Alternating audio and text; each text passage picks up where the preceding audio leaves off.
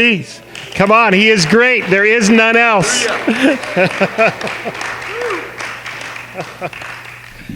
My goodness. I love it. Thanks, Rebecca and Peter. You know? Isn't it nice? I mean, it's, just having people get up and everyone's encouraged. Do you know in a couple weeks, we're going to have a youth church right here? Did you know that? The kids will be doing the whole service. All right? So I'm really excited about that. It'll be awesome. So that'll be in 2 weeks. So hang on to your hats, It's going to be good. What are you doing? What are you doing in this time? When I was driving in, when I came into this place, I was noticing a number of people up on the bridge as we were driving through Silverton, and they all had their flags out there, and they were, raising it. And if you drove by, you're probably honking your horns at them and waving at them, right? It's time to sing praises and be of good cheer. Because as I've heard people before, as I was listening to Rick's prayer this morning, as he was starting us all off in prayer, he told us in the prayer, these are just the birth pangs. These are things that are starting to come forward to us in order to be excited about, not to be afraid from. So when we see these things going on in our lives, we're going, wow, the King is coming. Okay? So if the King is coming, then we need to be turned on to that thought and not turned away from the thought. All right? This is a good thing that this is going on because it tells us that something is going to happen. When you look at this particular text, I was drawn to this text this morning, I just couldn't help but notice it. But the people who stand, who know their God, shall stand firm and take action. So the question is, what kind of action are we going to take? That's the question.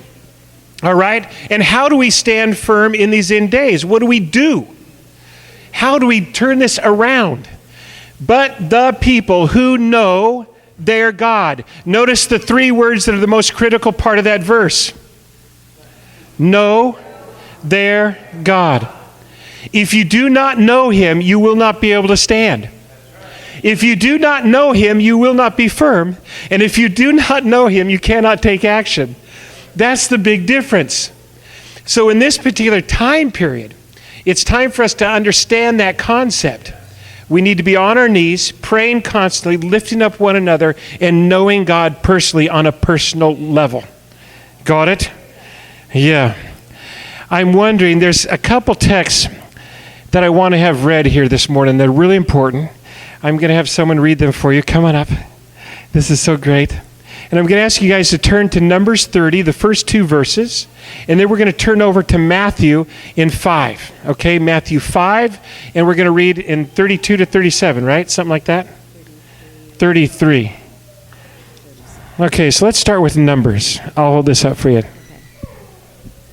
Then Moses spoke to the heads of the tribes of the sons of Israel, saying, "This is the word which the Lord has commanded.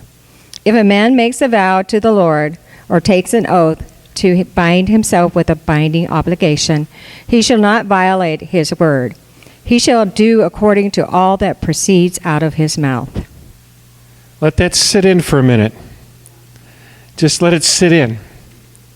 If we say that we follow Yahweh, that's something that just came out of my mouth. I follow Yahweh. Is that a vow? Is that an oath? Think about this for a minute. Yeah, think about that for a moment. So let's turn over here to Matthew. Matthew 5. 33. Again, you have heard that the ancients were told, "You shall not make false vows, but shall fulfill your vows to the Lord." But I say to you, make no oath at all, either by heaven, for it is the throne of God, or by the earth, for it is the footstool of his feet, or by Jerusalem, for it is the city of the great King. Nor shall you make an oath by your head, for you cannot make one hair white or black. Everyone said? Oh, one more. Whoops. What did you forget? 37. 37. But let your statement be yes, yes, or no, no, and anything beyond these is of evil. Okay, so let's kind of wrap this down. Thank you. Appreciate it.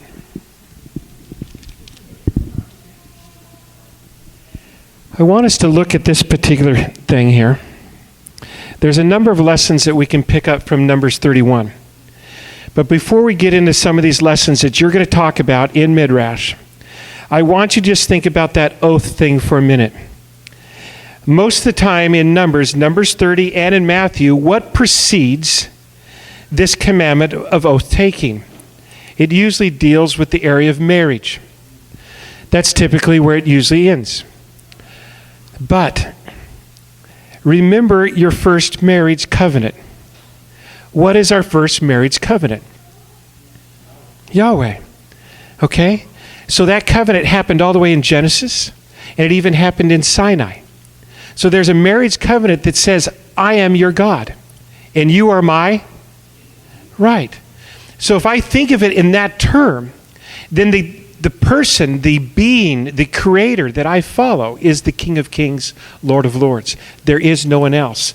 And so when we look at this time period, I want you to think about what we might be learning in Numbers 31. So turn with me to Numbers 31. Okay? And let's look at how it starts off here.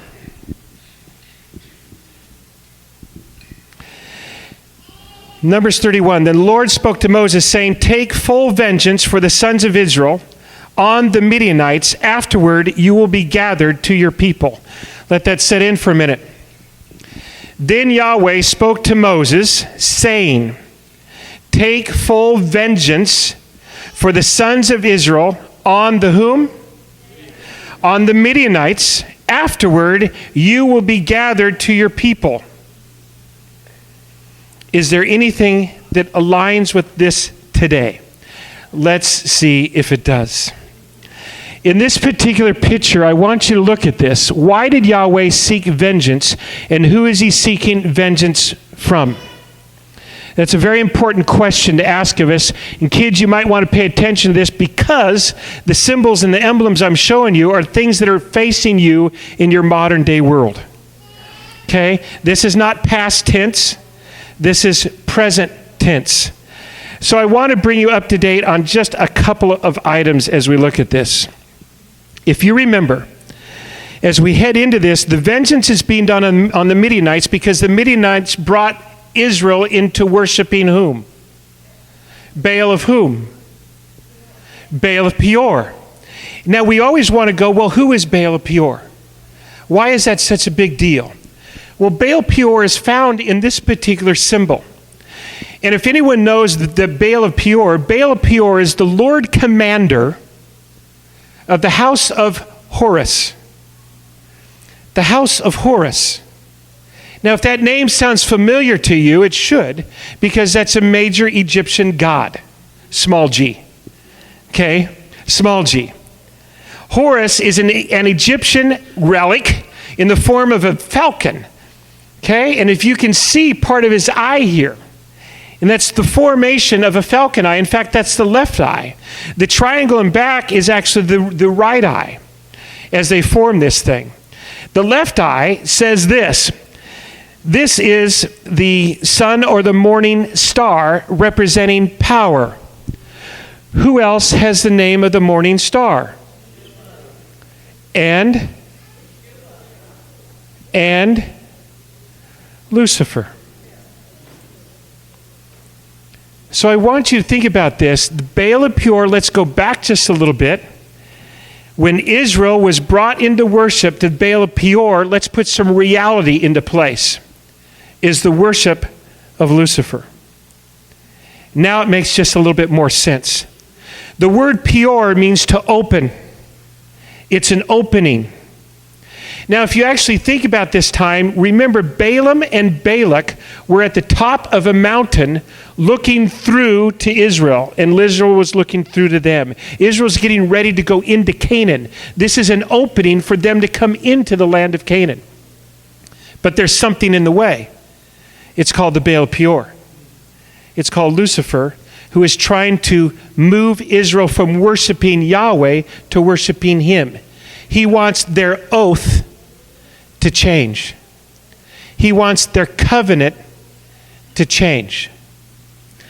Now, when you think about this for a minute, as you're wrestling with modern day society, is your oath being challenged? Yes. Okay. So we need to pay attention to this particular thing, because some of these very images are coming to us even today. Now, there's one other thing that I want you to look at here, and I want you to look at this idea of Israel. Now, Midian, in case you want to know, and you're trying to find out, well, who's Midian anyways? The word Midian means what? Strife. Now, I want you to understand this, because I had to come to grips with this.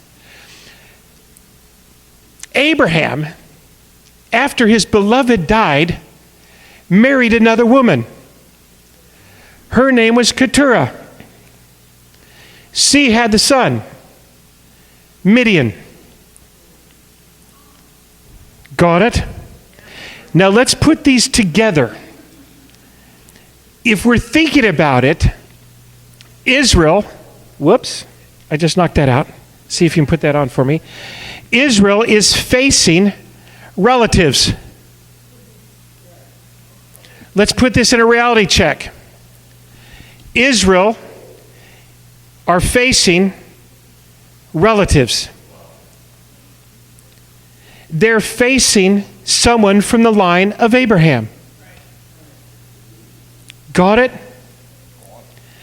And it's someone from the line of Abraham that's bringing into worship a false worship. That's asking them to change their covenant. Now, there are some people that say this. I don't know if that's coming up yet. We'll might have to return it. It's what? Oh, yeah, this cord fell out, dude. Right up here. This is out, David. Yeah, so let's see if we can screw that in. We're going to slow it down and put this on. Just screw it like this. Oh, this? So let's see if we can bring that back up. It's okay. Well, David's looking for that. Can anyone tell me, who do you think Keturah is? What? Say that to me again.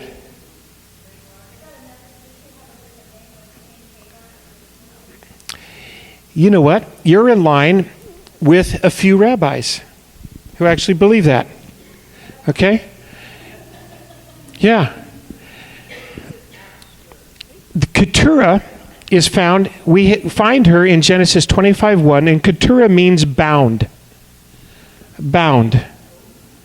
Okay?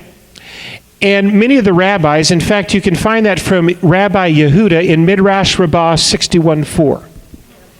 Okay? About 50% of all the rabbis believe that she's actually Hagar. And they believe that she's Hagar for a number of reasons. Number one, through history, Hagar did not remarry. Okay? Which is highly interesting. And after Sarah died, Ishmael wanted to mend the bond. And he started to tell his mom to come on back and get together with dad again. Okay? But there's some other commentators that do not believe that, and it's actually split 50-50. Okay? The one thing that they can all agree on, now don't get bored yet from this history lesson, because if you follow this closely, you'll see where this all lines up, okay? So just hang tight, don't fall asleep on me. Okay? What they can all agree on is that Keturah was a Cushite woman. The Cushite woman is of a different religion and also a woman of color that married again to Abraham. So just bear that in mind. The interesting point is a woman that was rejected was brought back into the tent. Don't forget that thought. The woman, no matter who she was brought back into the tent.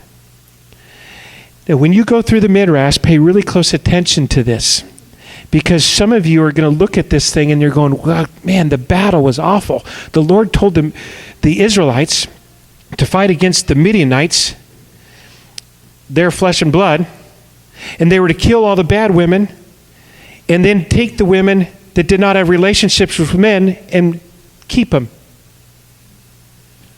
We think that's a terrible thing. Historically, those women who were not in sin were brought into the tent of Israel. It's a little different way of thinking about things. Okay? They're actually brought back into the tent of Israel. For what? We'd have to ask that question. For what? To be brought back to Yahweh? Could that have been a reason? I think it could have been a reason. Look at Moab. The meaning of Moab, this really caught my eye. My father. What father? Do you guys remember that story? Okay, so we have Lot, right? And they've gone out of Sodom and Gomorrah. The daughters think the line will be closed forever. They get their father drunk. They do not such a good thing. And from that not such a good thing, we have the tribe of Moabites. They didn't have a father, so they came to this. From father, what father? That's the meaning. Now look at this whole thing. You guys got to get excited about this. Right now, we are being faced by a number of people who are in rebellion. If you look at sociology, and I don't want to get too heady with this whole thing, but when people move to rebellion, they move to rebellion for a lack of fatherhood. They move to rebellion from a lack of fatherhood. So when you think about this thing, and you're looking at this, we are being faced with strife from a culture who is in rebellion towards any sort of authority whatsoever. All authority is to be condemned. This picture that you're facing today was the very picture that Israel faced before they went into Canaan with the Midianites. It's the same picture. Same relatives. Isn't it crazy? What goes around comes around. It just happens all over again until we learn our lesson. We've got to learn our lesson. Now I want you to look at this particular text because this is what's important. My people will never be put to shame. Now notice what the Midianites wanted to do to Israel. They wanted to shame Israel. Balaam wanted to shame Israel. And what are you being called to do right now? You're being put to shame. It's the same thing. But here in Joel it says, my people will never be put to shame. Thus you will know that I'm in the midst of Israel, that I am Yahweh. I am the Lord your God, and there is no other, and my people will never be put to shame. Ever. 2 witnesses. And you go down to verse 32, whoever calls on the name of the Lord will be delivered. Period. So we are called to call on his name. In the midst, when someone brings us into shame, our response should not be to argue back, but to call on his name. I worship Yahweh. That's my covenant. Period. And it is a yes, yes, and a no, no. He is my God. There is no other. Isn't that interesting? Yeah, we got to stay by his side. Stick to it. So I want you to look at this here today. Ask yourself, is there rebellion today? Absolutely. But just so you know, it's happening today, young folks. The pictures I'm using is a modern day picture on the left and an old day picture on the right. The modern day picture is the Tower of Babylon, and it comes from the Burning Man that happens every single year around the world. This year it's happening just 120 miles north of Reno, Nevada. And the Burning Man is a time of a week, and they are completely out of control as they worship Baal. This is in the U.S. now. If you've been to any sort of rebellion in Portland, and you've seen the parades that have gone on, they're not worshiping Yahweh. It's just not happening. So when you look at this, this is actually their temple that they built in the desert just last year. Just last year.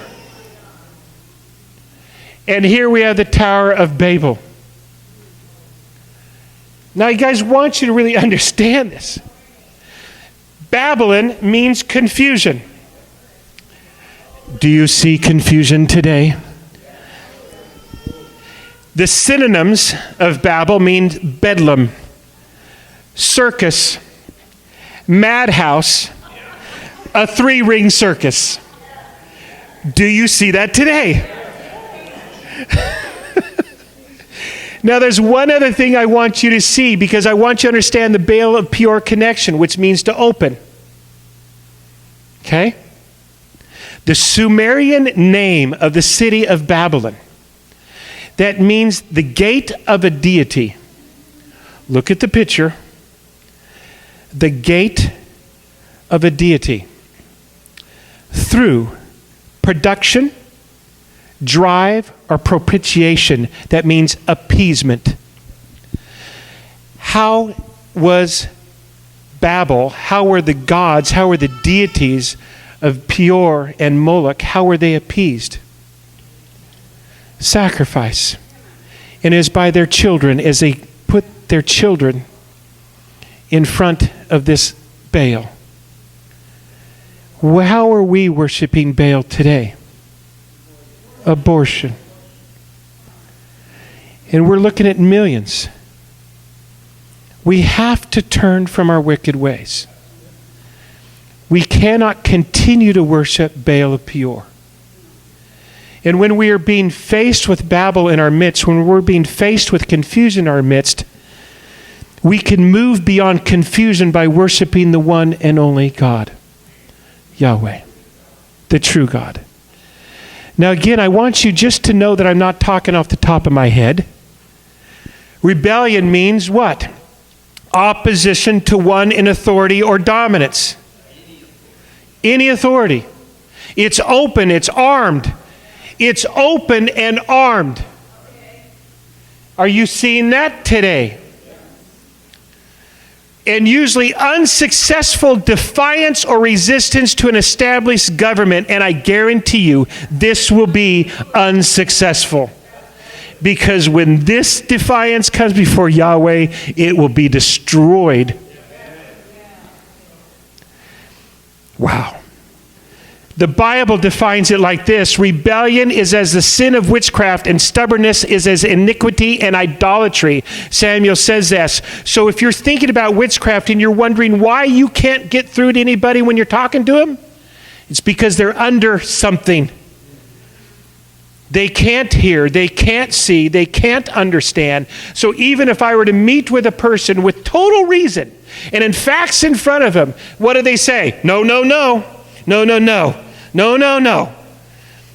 You're bad. Okay? That's what happens. You can't reason with rebellion. You can't reason. Why do you think Phineas put a sword through somebody? Because you can't reason. They come into the camp blatantly defying Yahweh himself with sin in his midst at the front of the temple, at the tent of meeting, in full, complete defiance. That's amazing to me. So when you're looking at this, wow, how are we going to respond to this? I think we need to recognize this. And just in case you think this is just something that's a big thing, look at this. The burning man, that's his little emblem right there on the left. Okay? And it means the worship of man. The worship of man. And just in case you think that's really far off, well, there's the bull market on the right. And we invest our money through the bull market in defiance and in worship of man. We worship man and his accomplishments. We worship the flesh. Think of this. Nimrod was a mighty hunter before Yahweh. What's the key word? Before. He was a mighty hunter before, in arrogance, in rebellion, in something saying, I'm not going to let you dominate me. So he gets in front of Yahweh before him and claims his dominance. And that's why you see the Tower of Babel. Because that's why he defined it. He wanted to show God that he was bigger than him. Unbelievable. And here we're doing it again. All over. All right. Epic failure.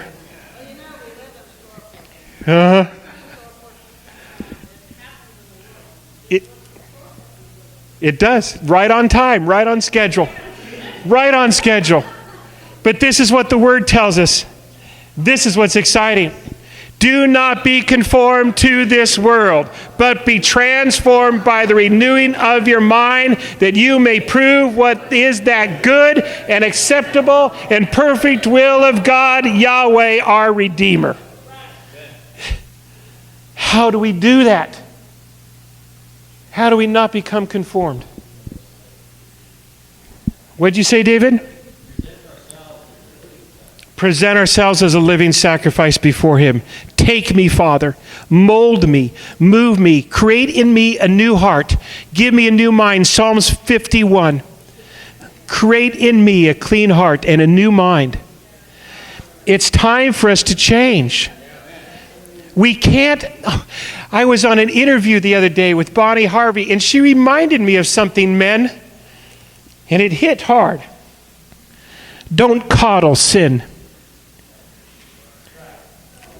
Just because it might be cute for a moment and you're looking on a website and you're going, you know, it's just a little bit. Don't coddle sin. Don't keep it as a friend. Anything that's not of Yahweh and it's still a friend of yours, dump it. Dump it. Get rid of it. He's a holy God. And if you start seeing this even within your household, make a stand. Clean it up. Because as Rick said in that prayer that hit me between the eyes, time is short. The birth pangs are coming. And they're right in front of us. What are we going to do? I want you to look at one more thing. Here's some interesting comparisons. They're kind of small. I'll read them for you. Try not to lose it.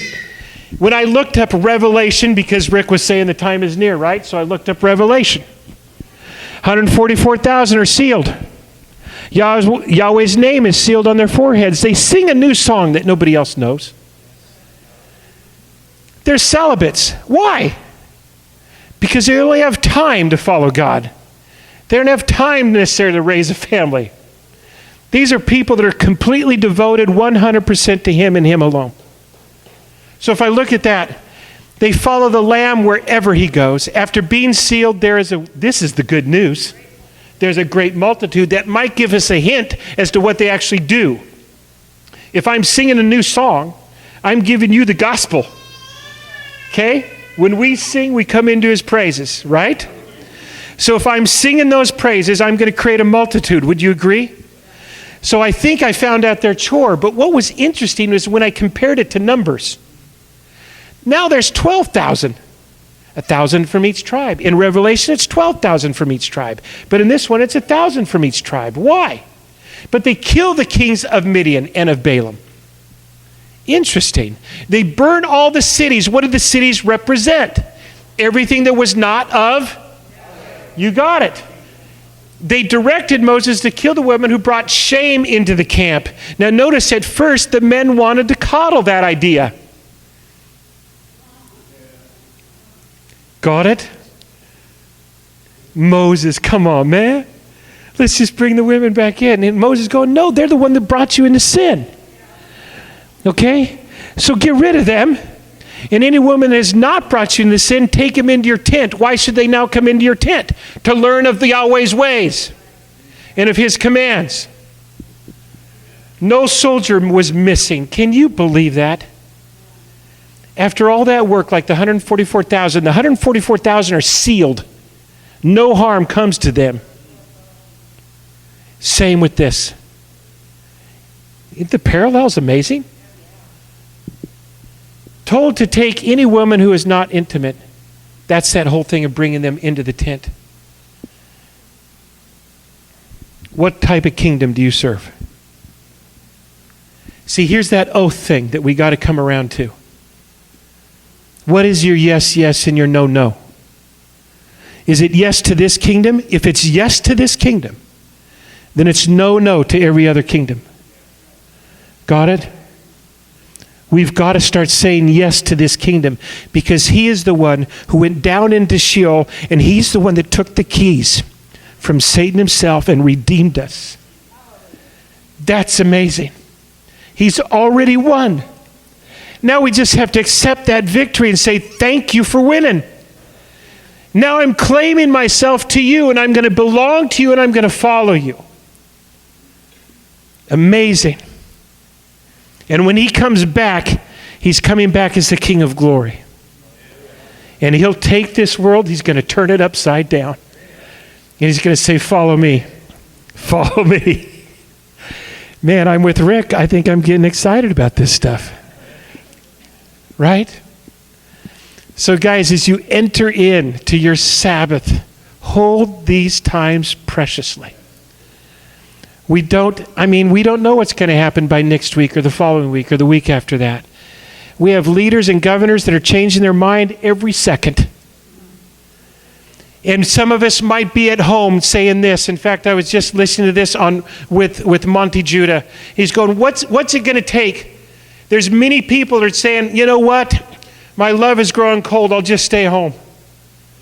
I don't want to fellowship anymore. I don't want to follow God anymore. I don't want to do those things anymore. It's just too hard. If it was too hard, he would have told us that in Deuteronomy, and he didn't tell us that. He said it was easy enough, therefore he's put it there for you. It's not too hard. Follow me. Follow me. Follow these commands. They give you life. It's a good thing. Why not? What do you have to lose? What do we have to lose? Only everything to gain. Because you've seen, this is what's so amazing about today's world. You've seen what the other kingdom looks like. And it's being presented to you in full living color. So you can now make a choice. Numbers, this particular Torah study, does the exact same thing. It presents to you in technicolor what Baal Peor, what Lucifer looks like, and it ain't pretty. Yeah. But I'll tell you what is pretty, what is awesome, is all the fruits of those Spirit, love, kindness, peace, all those things. That to me is something to follow. I don't know about you, but I look forward to that and not the chaos that's given to us from the world of Babylon. Would you agree? Amen. You guys have fun with this week's Midrash when you get into it. You're going to have a ball, I guarantee you. I think the youth have asked for something today. Is that correct? Okay. So what we're going to do, adults,